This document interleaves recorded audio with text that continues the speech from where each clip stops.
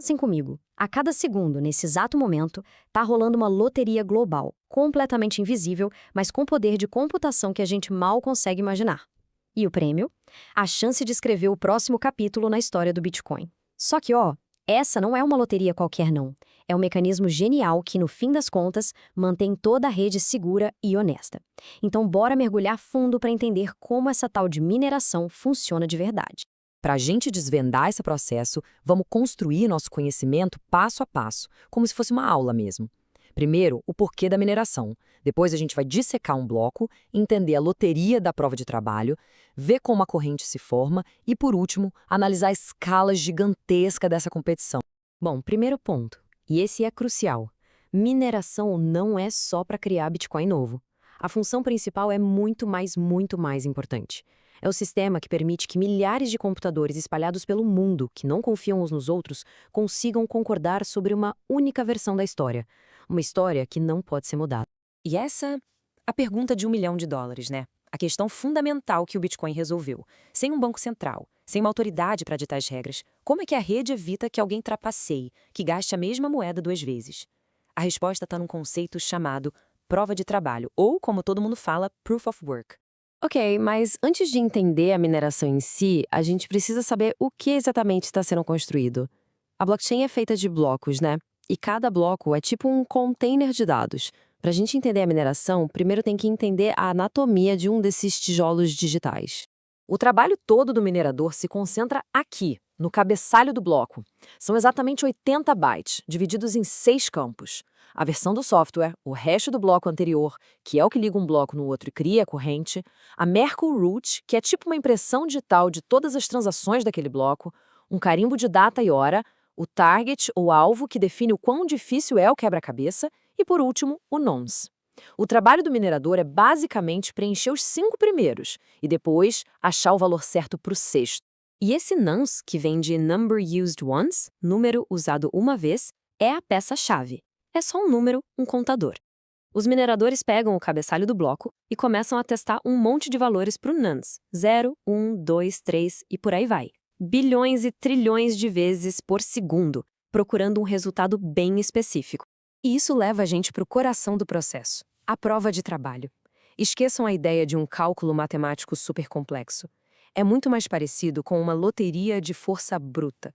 Não tem atalho, não tem macete. O único jeito de ganhar é comprando o máximo de bilhetes computacionais que der, o mais rápido possível. Resumindo em uma frase, é isso.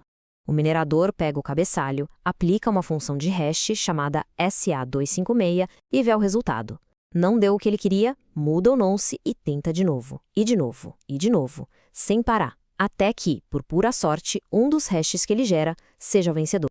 E aqui está a mágica toda, a propriedade das funções de hash que faz tudo isso funcionar. Olha só, uma mudança minúscula na entrada, tipo mudar de Nakamoto 13 para Nakamoto 14, gera uma saída totalmente diferente, completamente imprevisível. É essa imprevisibilidade que faz o processo ser uma loteria justa. Não tem como saber qual nonce vai funcionar. A única estratégia é tentativa e erro numa escala absurda. Essa analogia é perfeita para entender. O alvo da rede Bitcoin é um número muito baixo. Então os mineradores estão basicamente jogando dados digitais trilhões de vezes por segundo na esperança de que o resultado do hash seja numericamente menor que esse alvo. E, igualzinho no jogo de dados, quanto menor o alvo, mais difícil e mais raro é conseguir um resultado vencedor. Então, o ciclo é esse. Olha só, o hardware de mineração pega o cabeçalho, coloca o nonce, calcula o hash e confere se o resultado é menor que o alvo. Na maioria esmagadora das vezes a resposta é não. Aí ele aumenta o nonce em 1 e repete tudo de novo. Quando finalmente a resposta é sim, bingo! O minerador achou a prova de trabalho. Ele ganhou a rodada, transmite o bloco para a rede inteira e coleta a recompensa. Achar um bloco é só metade da história. Agora vamos ver como esses blocos, que são encontrados por mineradores diferentes no mundo todo, se conectam para formar uma única corrente, um consenso. E claro, como a rede se protege contra blocos que são inválidos ou maliciosos. No mundo ideal, a rede toda está em sincronia. Todo mundo concorda que o bloco estrela ali é o mais recente, o topo da cadeia. Todos os mineradores estão trabalhando para achar o próximo bloco, que vai ser filho desse bloco estrela. Mas o mundo não é ideal, né? Por causa da latência da rede, às vezes acontece de dois mineradores em lugares diferentes do mundo acharem um bloco válido quase ao mesmo tempo. Os dois transmitem suas descobertas e o resultado, uma bifurcação temporária, um fork. Parte da rede vê um bloco primeiro, a outra parte vê o outro. E por um tempinho existem duas versões concorrentes da blockchain. E aí, como é que essa divisão se resolve? A regra é super simples e muito poderosa. Os mineradores sempre vão escolher continuar trabalhando na cadeia que tem mais prova de trabalho acumulada. Na prática, isso quase sempre quer dizer a cadeia mais longa. Assim que o próximo bloco é encontrado e colocado em um dos lados, essa cadeia se torna maior. E aí, todos os outros mineradores, por regra, abandonam a outra e passam a trabalhar na cadeia vencedora. Pronto, a bifurcação se resolveu e o consenso voltou. E é aqui que a gente vê a genialidade da rede se policiando sozinha. Um minerador não pode simplesmente criar um bloco inválido e achar que vai ser aceito. Não funciona assim. Cada computador da rede, cada nó, quando recebe um bloco novo, passa um pente fino seguindo essa lista de verificação rigorosa. Se o bloco falhar em qualquer coisinha, por exemplo, se o minerador espertinho tentasse dar uma recompensa maior, o bloco é rejeitado na hora. E todo aquele esforço, eletricidade e gastos para minerar foram pro lixo. Agora, vamos dar um passo atrás para ver o cenário completo. Minerar já deixou de ser um hobby de laptop há muito, muito tempo. Hoje é uma indústria global de bilhões de dólares, uma verdadeira corrida armamentista computacional para ver quem tem mais poder de hash. A história da mineração é uma história de evolução tecnológica aceleradíssima. Começou com as CPUs, os processadores normais dos computadores.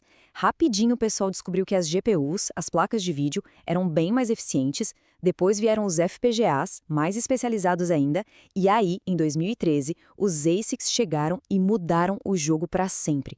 São chips feitos para uma única coisa: calcular o hash SHA-256 o mais rápido e com o menor gasto de energia possível.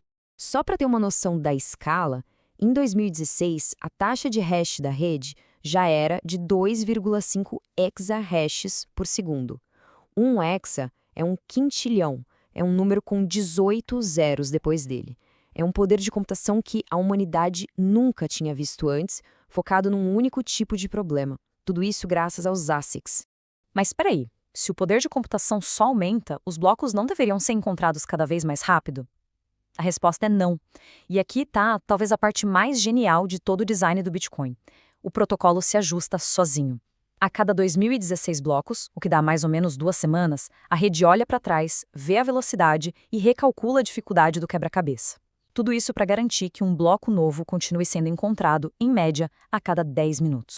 A relação é bem simples. Se entra mais poder de hash na rede, o tempo para achar os blocos começa a cair. No próximo ajuste, o protocolo percebe isso e aumenta a dificuldade. Ou seja, ele diminui aquele número-alvo, isso deixa o quebra-cabeça mais difícil e o tempo para achar o bloco volta para a meta de 10 minutos. É tipo um termostato descentralizado que mantém o coração da rede batendo no ritmo certo, não importa o que aconteça do lado de fora. E tudo isso nos leva a uma questão econômica fundamental, que define o hoje e o amanhã da mineração. É uma corrida constante, onde a eficiência do hardware e o preço da luz são tudo. Isso levanta uma pergunta super intrigante sobre o equilíbrio da rede a longo prazo. O que acontece quando a física e a economia se encontram e a conta de luz para achar um bloco fica mais cara que a própria recompensa? É esse equilíbrio delicado entre segurança, incentivo e sustentabilidade que segura todo esse sistema.